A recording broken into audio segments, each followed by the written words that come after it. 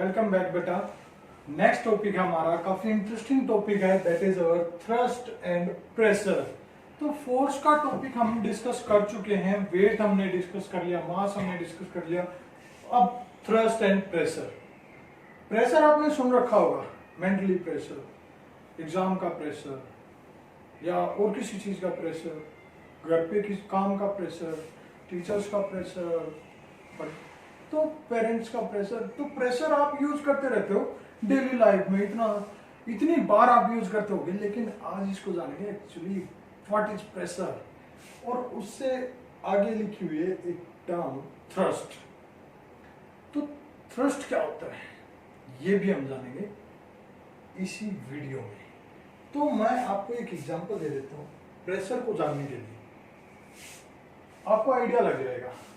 देखो ये डस्टर है, इसको मैं दो टाइप से इस सरफेस पे, ये हमारा बोर्ड है, मान लो ये ऐसे नीचे, ठीक है, और इसको मैं ऐसे टच करूंगा। एक तो मैं इसको टच करूं ऐसे, ठीक है, और एक टच करूं ऐसे, क्लियर है, और फिर इसको प्रेस करूं, ऐसे प्रेस करूं, एक ऐसे प्रेस करूं, क्लियर। तो कौन से केस में इसके ऊपर ज्यादा इफेक्ट पड़ेगा, ज्यादा प्रेशर किस केस में लगेगा? लगाया तो मैंने फोर्स है इससे, ठीक है। अब मान लो मैं इसको पीछे से मारूं, किसी चीज से इसके ऊपर ऐसे चोट लगाऊं, और एक इसको ऐसे रख के तब इसके ऊपर चोट लगाऊं, सेम फोर्स से, दोनों केसेस में क्या है, सेम फोर्स है। तो किस केस में ज्यादा नुकसान होगा बोर्ड पे, इस केस में या इस केस में? अपनी राय दो जल्दी से, जल्दी बताओ। चलो इससे समझ में नहीं आया, मान लो मैंने कील ली, नेल, आयरन नेल, एक क्या है बिल्कुल शार्प आगे से, और एक बिल्कुल मीन्स उसकी शार्पनेस है वो खत्म है। तो शार्प को मैं किसी चीज पे ऐसे प्रेस करूं, एक जो शार्प नहीं है उसको प्रेस करूं सेम फोर्स से, कौन सी इजिली उसके अंदर चली जाएगी? जो शार्प है। क्यों?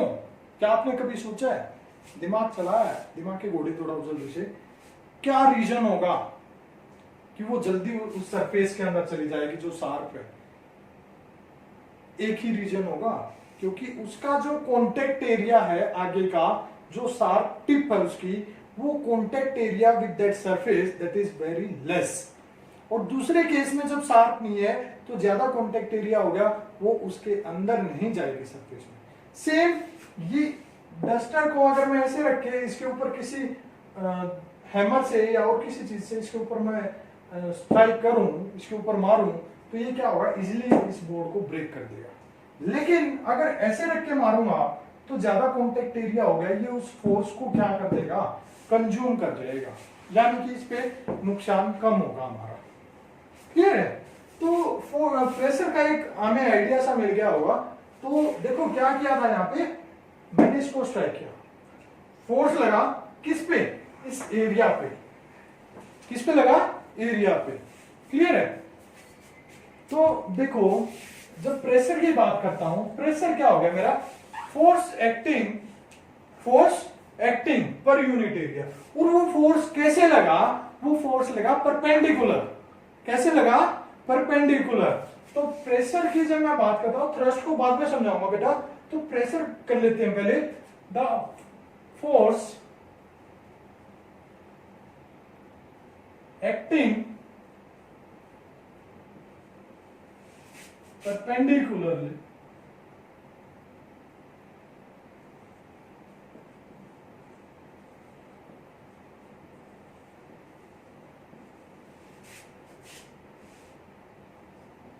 पर यूनिट एरिया, कि एक यूनिट एरिया पे कितना फोर्स परपेंडिकुलरली लग रहा है, वो होगा हमारा pressure. The force exerting perpendicularly पर यूनिट एरिया, पर यूनिट एरिया, क्लियर है। तो वो हो गया हमारा प्रेशर। अब आप बोलोगे सर यहां तो फोर्स आया, लेकिन हमारा टॉपिक था थ्रस्ट एंड प्रेशर का, क्लियर है। तो यहीं पर आपको मैं क्लियर कर देता हूं बेटा कि थ्रस्ट है वो एक्चुअल में क्या है, फोर्स है जो किसी सरफेस पे परपेंडिकुलर लगे, क्या लगे, परपेंडिकुलर लगे। तो इसको मैं प्रेशर की डेफिनेशन यहां पर ये भी दे सकता था, द थ्रस्ट एक्टिंग पर यूनिट एरिया।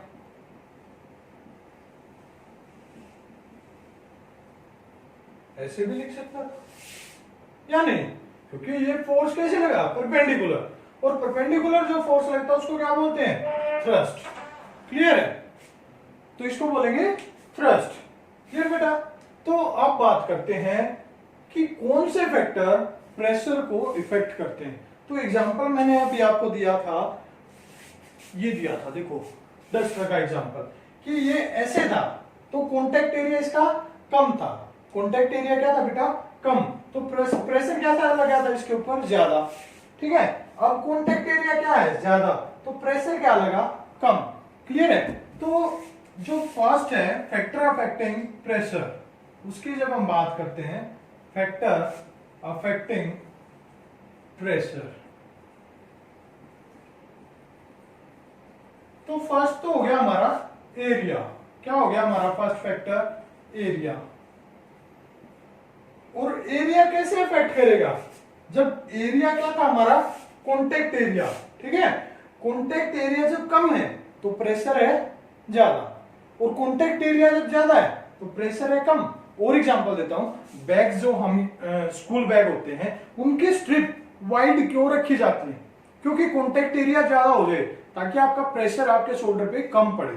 क्लियर है। जो टैंक होते हैं आर्मी टैंक, उनके ऊपर जो वाइड बेल्ट चढ़ाई जाती है, व्हील क्यों नहीं यूज किए जाते उसके ऊपर, व्हील इसलिए नहीं यूज किए जाते क्योंकि व्हील का जो कॉन्टेक्ट एरिया है विद ग्राउंड वो कम होगा, लेकिन जो बेल्ट होगी वो पूरे पर चलती है ऐसे, तो उसका कॉन्टेक्ट एरिया ज्यादा हो जाएगा, टैंक का जो वेट है वो ज्यादा होता है, तो वो क्या ना करे ताकि रेत वगैरह पे या दलदली जो एरिया होता है उसके अंदर ना धसे। ठीक है, ग्राउंड पे उसका प्रेशर वो कम कर सके, वो जितना ज्यादा कम करेंगे उतना बेटर होगा। दूसरा, जो हैवी लोड वाले व्हीकल होते हैं उनमें टायर है वो ज्यादा क्यों यूज किए जाते हैं, डबल क्यों यूज किए जाते हैं, ज्यादा भी और डबल भी, ताकि ऑन रोड उस व्हीकल का प्रेशर वो कम से कम किया जा सके। क्लियर है। तो ये बहुत सारे एग्जांपल है। आपके जो मकान होता है, आपका घर होता है, उसकी नींव वो चौड़ी क्यों रखी जाती है, ताकि आप ज्यादा से ज्यादा बिल्डिंग कितनी भी बना लो, ग्राउंड पे उसका जो प्रेशर है ऊपर वाली बिल्डिंग्स का जितनी भी हम फ्लोर बना रहे वो क्या हो जाए, कम हो जाए, इसलिए नीचे से उसको वाइड किया जाता है।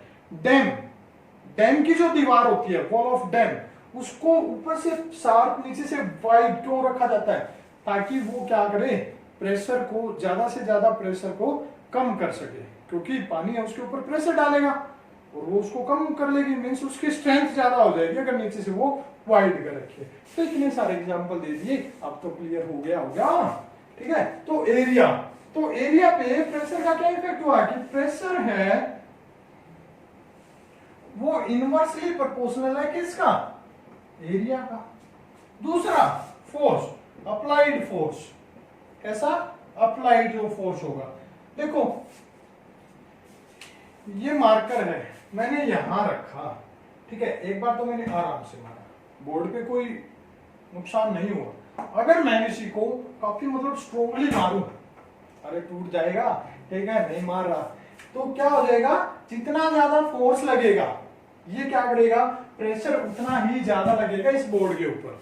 क्लियर है। सेम मान लो कोई चीज हम ग्राउंड के अंदर उसको गाड़ रहे हैं, ठीक है, हैमर से उसके ऊपर चोट मार रहे, तो एक तो आराम आराम से मार रहे हैं, स्लोली स्लोली वो धीरे धीरे जाएगा ग्राउंड के अंदर, और एक ही उसके ऊपर जोर से मार दी, एक ही में गया नीचे। क्लियर है, बात समझ में आई बेटा। एक तो आराम आराम से उसको ठोक रहे तो वो आराम से जाएगा नीचे ग्राउंड में, और एक पूरी जोर के लगा दी तो वो एक ही में ग्राउंड में गया। ठीक है, जैसे मूवी में दिखाते हैं। क्लियर, डायलॉग में बोलूंगा नहीं, ठीक है, एक डायलॉग है फेमस, वो मैं नहीं बोल सकता।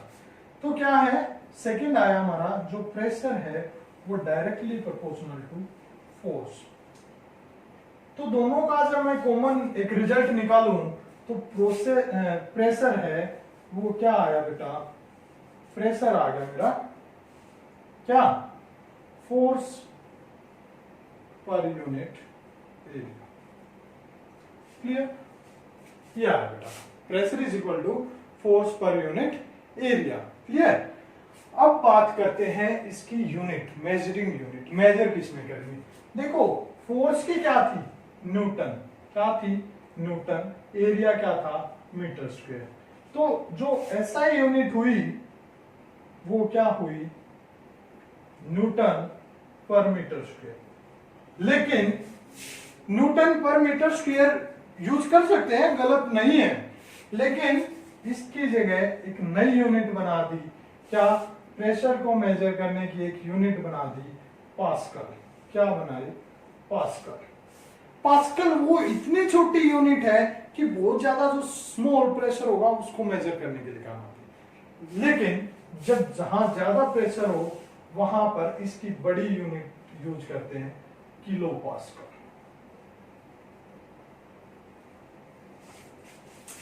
PA और ये हो गया किलो पास्कल। तो ये था हमारा थ्रस्ट और प्रेशर। थ्रस्ट की यूनिट आपसे कोई पूछ ले तो क्या होगी? क्या है थ्रस्ट? फोर्स ही तो है, force acting perpendicular on any surface.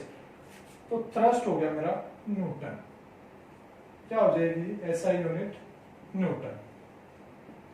तो यहां पर आपको मोस्ट ऑफ थ्रस्ट नहीं मिलेगा, फोर्स ही लिखा मिलेगा। ठीक है, मोस्ट ऑफ जगह में क्या मिलेगा? फोर्स लिखा मिलेगा। लेकिन जो परपेंडिकुलर फोर्स होता है उसको बोलते हैं थ्रस्ट। कोई आपसे पूछ ले तो आप एकदम से बता दोगे थ्रस्ट और फोर्स में क्या डिफरेंस है। Thrust is the type of force that is acting perpendicular on any surface. वो क्या हमारा? थ्रस्ट। क्लियर है बेटा? Thank you, have a nice day.